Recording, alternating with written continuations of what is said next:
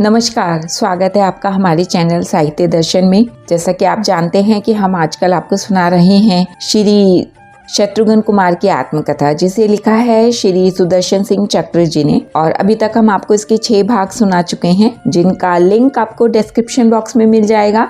और आज हम आपको सुनाएंगे श्री शत्रुघ्न कुमार की आत्मकथा का भाग 7। ये कहानी हम आपको लेखक के शब्दों में ही पढ़कर सुना रहे हैं। तो शुरू करते हैं। श्री शत्रुघ्न कुमार की आत्मकथा भाग 7 और अध्याय है आज का वह अयोध्या। तुमने वृक्षों को, लताओं को, सरिता को, पृथ्वी और पाषाण को रुदन करते शोकमान देखा है सुभद्र? शत्रुघ्न कुमार का कंठ भर आया था। वे नेत्रों से गिरते बिंदु उत्तरीय से मार्जित करने के लिए एक क्षण रुके। हमारे रथ ने श्री अवध की सीमा में प्रवेश किया और हम चौंके। लगता था वायु ऊष्मा निश्वास है प्रकृति का। तरु लता विरुद्ध तक परिम्लान रुदन करते प्रतीत हो रहे थे। अयोध्या ऐसी कैसे है? हमने सुत से चर से पूछा, किंतु उन्होंने मौन भंग नहीं किया। उनके मौन के कारण हमारा आशंकित चित्त अत्यधिक आकुल हो उठा। हमारे अत्यधिक आग्रह पर चर ने कहा, अर्धमुहूर्त में रथ राजसदन पहुंच रहा है कुमार, कुछ अज्ञात नहीं रहेगा। अमरावती की श्री संपत्ति जिसके सम्मुख अत्यंत तुच्छ थी, वह अयोध्या क्या हो गया है हमारी इस दिव्यपुरी को? बार बार हृदय हाहाकार करके पूछता था, किंतु उत्तर कहाँ था। परम पावन सरयू। हमें प्रतीत हुआ कि सरयू का स्वभाव स्वच्छ सलील आविल हो रहा है। उसमें आज जल नहीं, निखिल प्रकृति का रोदानुश्रू प्रवाहित हो रहा है। सुनसान पड़ी थी सरयू की नित्य जनाकीर्ण घाट। अयोध्या के पार्श्व में चतुर्दिक मुनि आश्रम है। उनसे न यज्ञ धूम उठता हमें दिख पड़ा और न श्रुतियों के स्वर सुनाई पड़े। हमने एक भी अंतेवासी को वन में फल पुष्प समेत कुशादि आहरण करते नहीं देखा। सरयू के तटों को शून्य देखकर हमारी आशंका अत्यधिक तीव्र हो उठी। कुछ हुआ है, अवश्य कुछ हुआ है। कोई महान अनर्थ हुआ है कि उसके कारण उत्सवमयी अयोध्या आज शोकार्त है। शरत काल में सुनिर्मल सलील सरोवर प्रफुल्ल पद्म राशि से परिपूर्ण हो और अकस्मात रात्रि में प्रबल तुषार ताड़ित कर जाए उसे। प्रातःकाल श्रीहत कृष्ण वर्ण जले झुलसे से कमलों से जैसा सरोवर होता है, अयोध्या हमें उसी प्रकार शोकाहत प्रतीत हुई। दिवालियों में न शंखनाद हो रहा था, न घंटा एवं भेरी ध्वनि। स्तवन गान वाद्य से नित्य कोलाहलमयी रहने वाली हमारी पूरी संपूर्ण स्तब्ध हो रही थी, जैसे वायु भी वहाँ पादक्षेप करके भीत हो रहा हो। हमें नगर पार्श्व में पहुँचते ही नागरिक मिलने लगी। क्या हो गया है सबको? सुरों की श्री जिनकी चरण वंदना करे, वे श्रीहीन प्राय अनामरण खिन वदन भरित नेत्र, कोई अवसर नहीं देता कि हम कुछ पूछें। लोग बद्धांजलि मस्तक झुकाते हैं और एक और चल देते हैं, जैसे वे हमारे निकट आने में भयभीत होते हों। हमारे रथ ने नगर द्वार में प्रवेश किया। हम स्वयं त्वरा कर रहे थे राजसदन पहुंचने के लिए, अतः इस समय नागरिकों के व्यवहार की ओर हमारा लक्ष्य नहीं था। उनसे रथ रोककर कुछ पूछने की स्वयं हमारी मानसिक स्थिति नहीं थी। कोई बहुत बड़ा अनिष्ट हुआ है कुमार। श्री भरतलाल जी ने मेरी ओर देखा। रथ के नगर द्वार में प्रवेश करते समय उत्तर देने जैसी स्थिति मेरी नहीं थी। नगर द्वार पर तो तोरण नहीं है, गृह द्वारों पर भी न तोरण है, न मंगल कलश है, न प्रदीप है। किसी ने भी द्वार के सम्मुख रांगोली से अर्चना नहीं की है, मंगल चित्र नहीं बनाए हैं। गवाक्षों में एक से भी तो हमें अगुरु का सुरभित धूम निकलता दृष्टि पड़ता। एक भी भवन से तो मंगल गीत के स्वर हमारे श्रवणों को सांत्वना देते उठते। जो कभी सोचा नहीं था वे देखना पड़ रहा था हमें। द्वारों पर के पल्लव तोरण एवं पुष्प माले शुष्क पड़े थे। उन्हें कई दिनों से किसी ने परिवर्तित नहीं किया था। राजपथ म्लान हो रहा था। चतुष्पथ एवं विश्रामोपवन परिमार्जन के अभाव में देखे नहीं जाते थे। पक्षी बहुत कम दृष्टि पड़े, जो पड़े भी वे कर्कश ध्वनि करते। पशुओं में हमने जिसे देखा, वृषभ गौ अश्वादि सबके सब नेत्रों से वारी धारा गिराते। शिथिल गात्र जहाँ जहाँ ठिठके से, उनमें न चलने का उत्साह न रोमंथन की प्रवृत्ति। हमारे कुछ मित्र मार्ग में मिले। हमने आशा की थी वे दौड़ आवेंगे हमारे समीप, किंतु उन युवकों के वदन भी हमें कांतिहीन दृष्टि पड़े। हमें देखकर भी उनमें कोई उत्साह नहीं आया। पता नहीं कहाँ से उनमें वृद्धोचित गांभीर्य आ गया था। वे भी बंधांजलि हमें मस्तक झुकाकर शीघ्रता पूर्वक एक ओर चले गए। यह बात तो पीछे हम समझ सके कि क्यों प्रत्येक हमसे बोलने में अरुचि रखता था, क्यों नागरिक एवं सखा भी हमसे दूर दूर रहना चाहते थे। राजसेवकों का व्यवहार भी असामान्य था। वे हमें देखकर दूर से चलकर हमारे सम्मुख आते थे और मार्ग के पार्श्व से अभिवादन करके चुपचाप चले जाते थे, जैसे विवश होकर उन्हें अभिवादन करना पड़ रहा हो। किसी के मुख पर हमने अपने आगमन से उल्लास की रेखा आती नहीं देखी। किसी ने हमारा स्वागत नहीं किया, एक ने भी हमसे कुशल नहीं पूछी, केवल अभिवादन। शिष्टता मात्र थी उस अभिवादन में। सुबह वही हम थे कि आखेट से लौटते थे, केवल कुछ घड़ी वन में रहकर, तो इस प्रकार नागरिक दौड़कर मिलते थे मानो हम युगों के पश्चात आए हों। प्रत्येक कुशल प्रश्न करता, सखा हमें उत्फुल्ल अंगमाल देते और रात सदन तक साथ लगे चलते। नागरिक उपहार लिए खड़े होते तथा सौदों की सुमन लाजा वृष्टि पथ पर पावड़े बनती जाती, किंतु आज एक दुर्वा दल भी कहीं किसी गवाक्ष से नहीं गिरा। किसी ने एक शब्द नहीं पूछा। हमारा रथ नगर में होता राज्य सदन पहुंचा। हम जैसे अयोध्या के अपरिचित अतिथि थे। इस प्रकार एकाकी रथ राजद्वार में प्रविष्ट हुआ। हम रथ से उतरे और सूत तथा चर भी अभिवादन करके चले गए। उन्होंने भी हमारा साथ भवन के भीतर तक नहीं दिया। इतना निस्तब्ध, इतना श्रीहीन राजसदन हमने इसकी कल्पना भी नहीं की थी। द्वार रक्षिकाएं मिली, किंतु उन्होंने केवल मस्तक झुकाया और मार्ग दे दिया। हम दोनों भाइयों में साहस नहीं था किसी से कुछ कहने का, कुछ पूछने का, और कोई हमसे एक शब्द बोल नहीं रहा था। हमने एक दृष्टि में ही देख लिया था कि राज्यसभा में पितृचरण नहीं है। इस समय होना उन्हें राज्यसभा में ही चाहिए था, किंतु राज्यसभा के द्वार पर तो एक भी रथ नहीं, एक भी गज झूमता नहीं, कोई सूत मागध बंदी वहां उपस्थित नहीं, केवल द्वारपाल खड़ा है शून्य सभा भवन के द्वार पर। दिन में अवध की राज्यसभा जनहीन, अवश्य कोई अतर्कित आपत्ति आई है। पितृचरण जब राज्यसभा में नहीं है, वे गुरुगृह गए हो सकते हैं अथवा अंतःपुर में होंगे। अंतःपुर में उनके अधिक मिलने की संभावना छोटी माता के सदन में ही रहती है। हमें अधिक सोचना नहीं पड़ा। अंतःपुर के द्वार पर ही माता केके के दर्शन हुए। अवध में इस बार हमने एक प्रफुल्ल मुख प्रथम बार देखा था और वे माता थीं।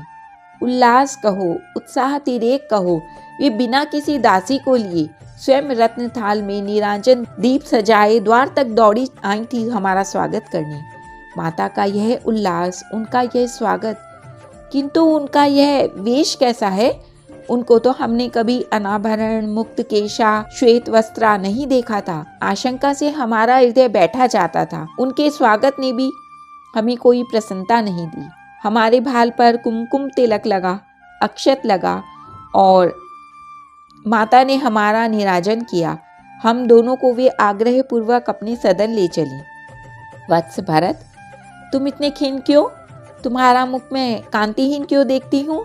माता ने भवन में पहुंचने से पूर्व ही पूछना प्रारंभ कर दिया। मेरे पिताजी एवं माता सकुशल तो हैं? भैया युधाजीत प्रसन्न है ना? कैकेयी में सब प्रसन्न आनंद है? तुम्हारा स्वास्थ्य तो ठीक है? किसी ने तुम्हें कुछ कहा तो नहीं? श्री भरत जी ने बता दिया कि कैकेयी में सब कुशल है। माता में है, मातामही, मातुले आदि समस्त स्वजन एवं प्रजा सा आनंद है। हमारा स्वास्थ्य भी ठीक है और हमें भला कोई कहेगा क्या? हमारी खिन्नता का कारण और है। अवध एवं राज सदन को मैं इतना हचरी क्यों देख रहा हूँ? आर्य ने ही पूछा माता से, पितृचरण कहाँ हैं? वे आज राज्यसभा में क्यों नहीं पधारे? मैं शीघ्र उनकी चरण वंदना करना चाहता हूँ। वत्स, माता के नेत्र आर्द्र हो गए। उन्होंने भरे कंठ से कहा, तुम्हारे पितृचरण अब दिव्य धाम में हैं। तात कुमार शत्रुघ्न इस समय भी क्रंदन कर उठे। उन्होंने दोनों हाथों पर मस्तक रख लिया और नेत्र बिंदु टप टप गिरने लगे। देवी श्रुति कीर्ति के नेत्र भी वर्षा करने लगे थे। सुभद्र ने आश्वासन दिया किसी प्रकार। सुभद्र, वज्रपात भी इतना निष्ठुर नहीं हुआ करता। वह भी कम से कम एक बार क्रंदन करने का अवसर देता है। कुछ क्षणों में कुमार ने अपने को कुछ संभाल लिया। पता नहीं माता उस दिन इतनी क्रूर कैसे हो गई थी।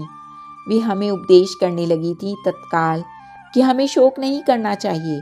हमारे पितृचरण त्रिभुवन यशस्वी परम प्रतापी कृत काम हो चुके थे।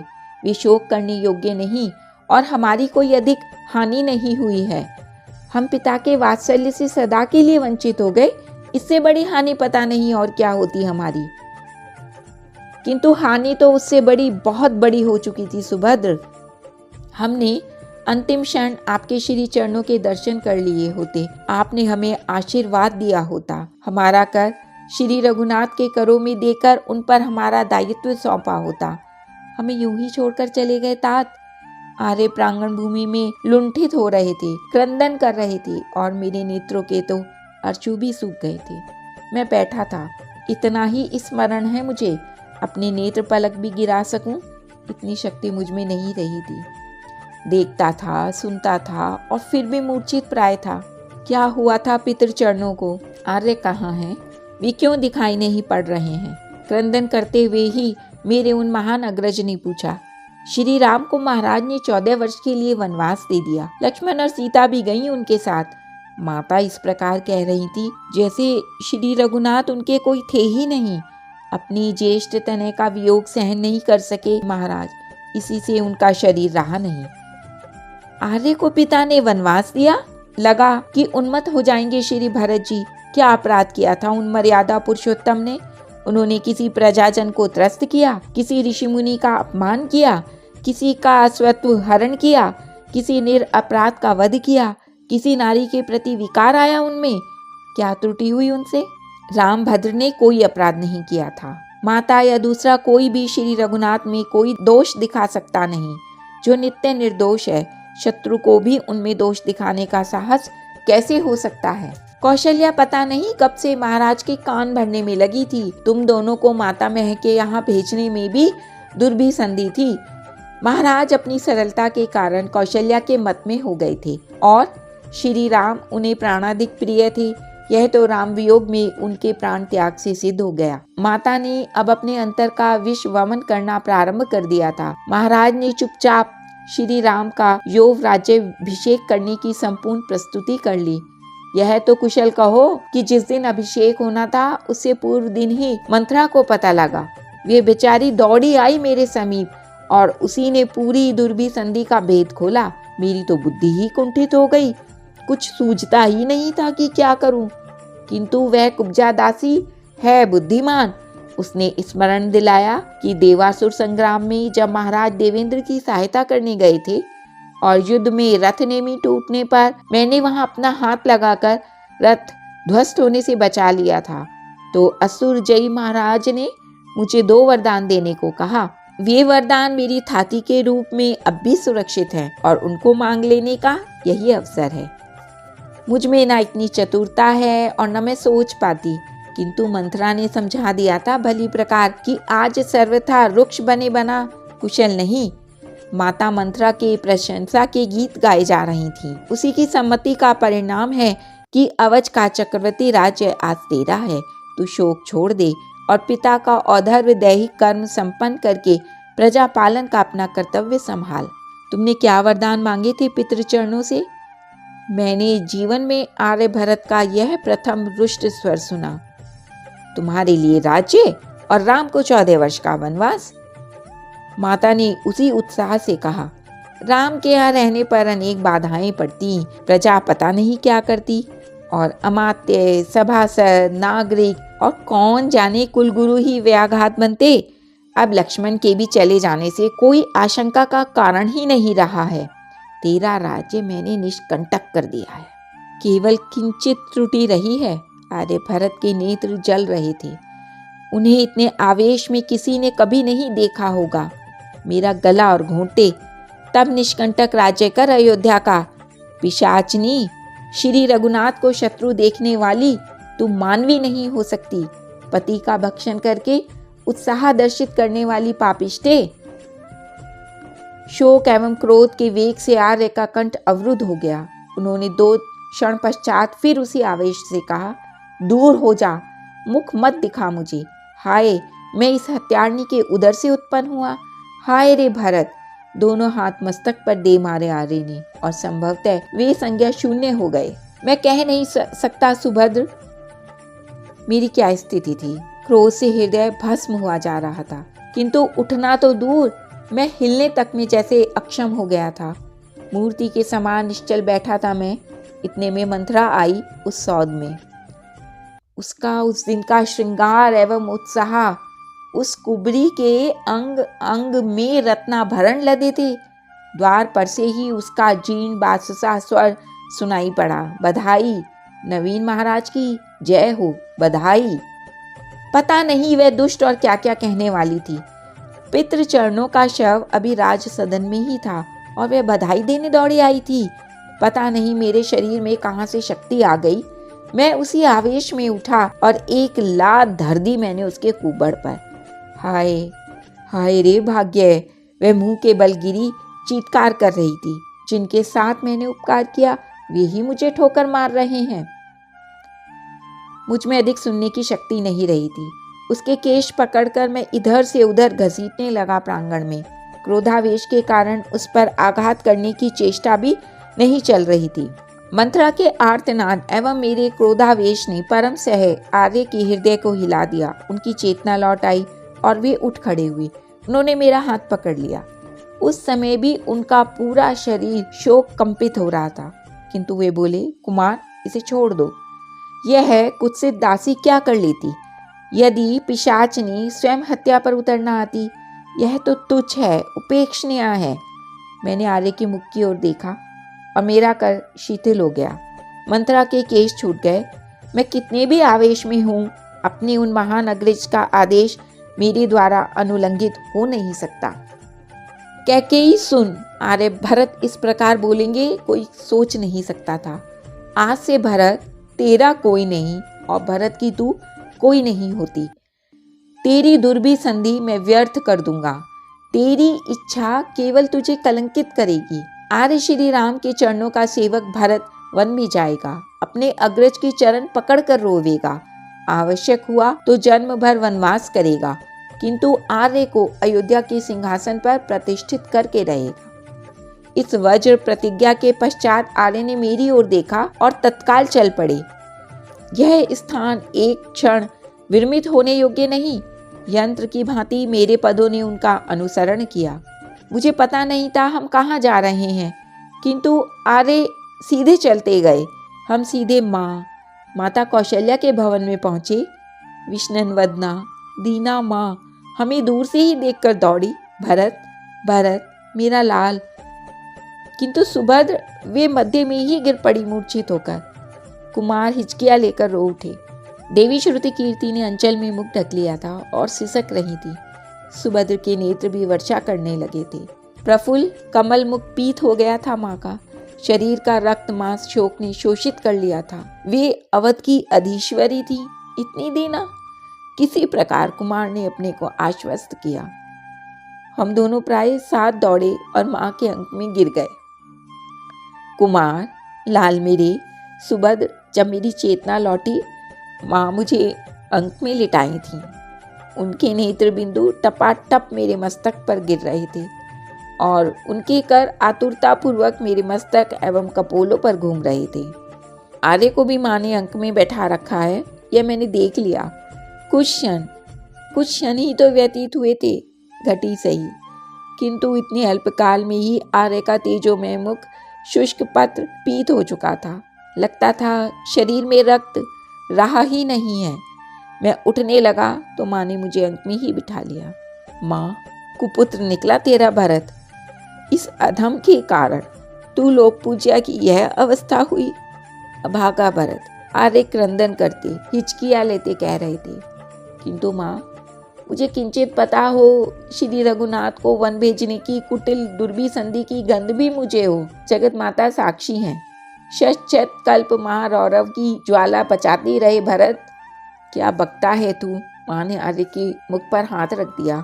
मेरे भरत में कोई कौटिल्य है, ऐसा सोचने वाले को यमराज क्षमा नहीं करेगा। अपने अंतिम क्षणों में महाराज ने कई बार कहा, भरत कैकेयी के उदर से उत्पन्न ही हुआ है, किंतु वह कमल है उस कीच का। रघुवंश को उज्जवल करने वाला प्रदीप है वह, उसका ध्यान रखना।